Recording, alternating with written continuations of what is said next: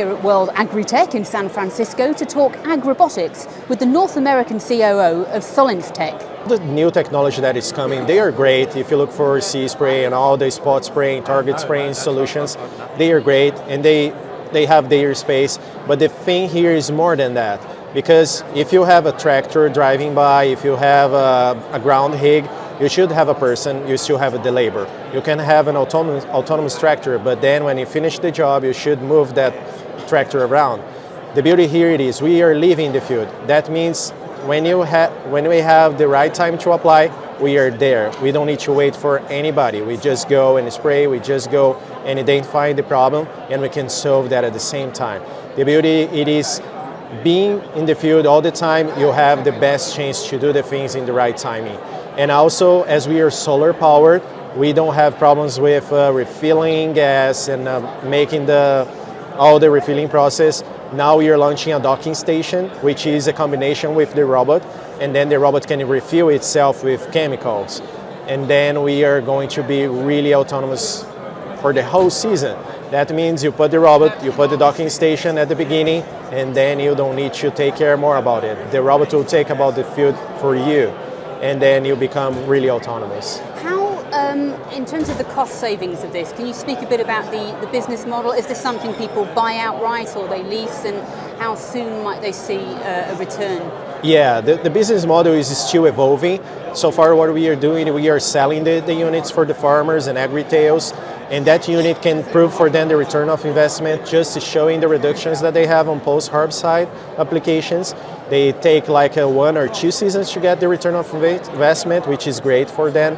But also moving forward, that business could change the business model, and we are still figuring out what is the best way to do that. But so far, we are seeing good results with the farmers that we are talking with. They're seeing good results, as I said. And also there is other potential results for them.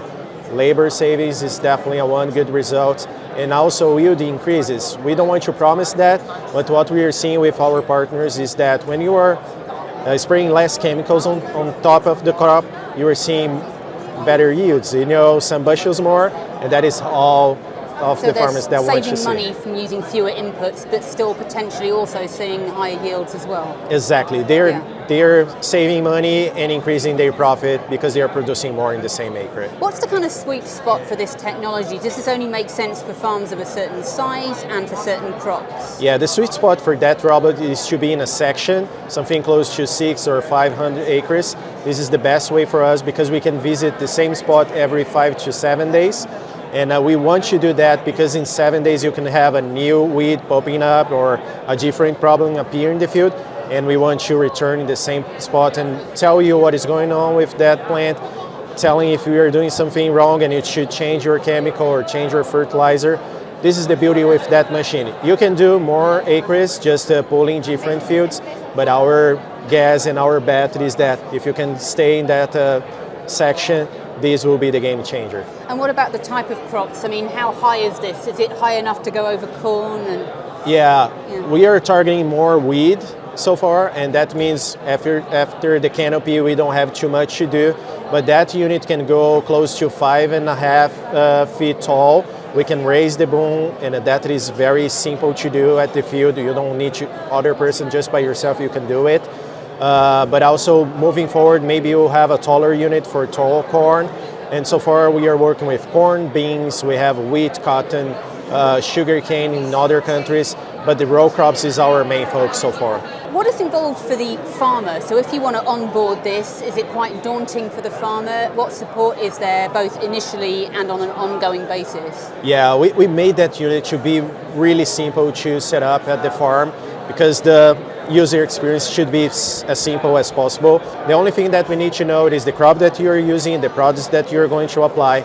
Then we are going to track the rows just to stay out of the crop, to try to do not trampling lines and save some yield on that as well for you.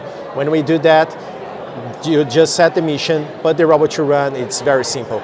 The example that I used to say it is like a Roomba in your room. If you have a Roomba, just scan your house, and after that he knows where to go. It's the same with Solix. He just needs to scan your field first of all, and then it is just a matter to schedule a mission and the robot will make that for you. Can you kind of place this in context of other innovations in the ag-robotics space? Yeah, the robotics, there is a lot of space for robotics in the ag space, and you can see that a lot of companies are popping up and appearing with other solutions. And I think this is great because there is a lot of challenge to be done, and it's good to have more than less companies doing that thing. But I think the unique thing that we have with the Solix is the platform. We don't really care about if that is a sprayer, a spreader, a planting machine. We made a sprayer as a first step, but moving forward we'll have different versions of it. But the beauty is the platform will be the same.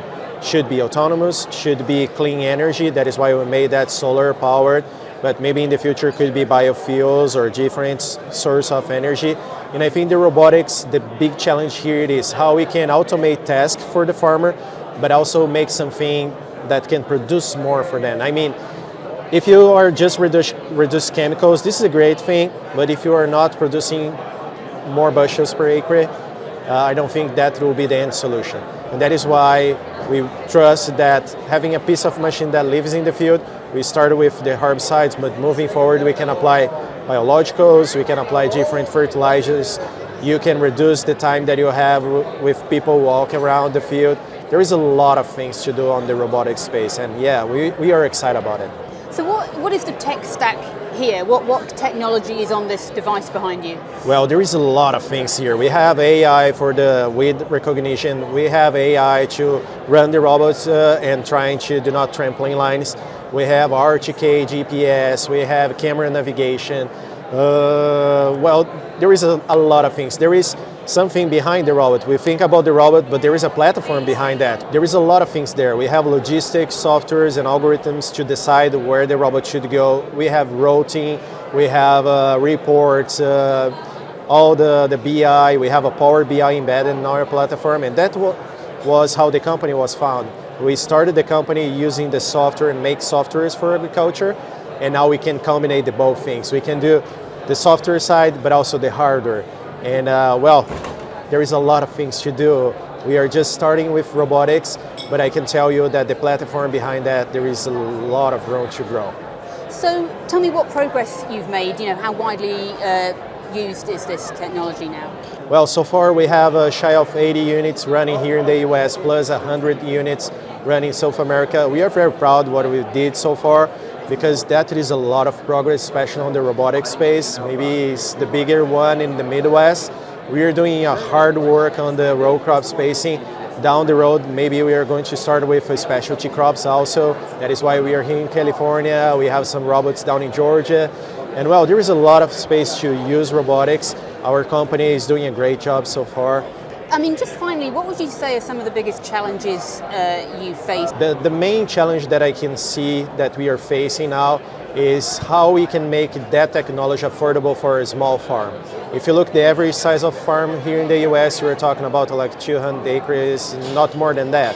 And how you can have a piece of machine that can prove a return of investment for that farmer. And if you look for the big machinery, maybe that's not the case. They cannot expand hundreds of, some $100,000 of dollars, but they can expand something less than that. And this is what we are trying to do, something that is affordable for that kind of farmer. And then the bigger ones, they can have multiple units to run the same operation. I would say this is the challenge that we have so far. We are doing a great job so far, but again, that is the challenge. The company was founded in Brazil and did 4 rounds of investments. Now we generate enough revenue to keep growing. We don't need more investments unless we need to scale up something, or if you want to promote some task in our company. We are always looking for something forward and talk with investors, but so far the company is healthy enough to take care about the own investments.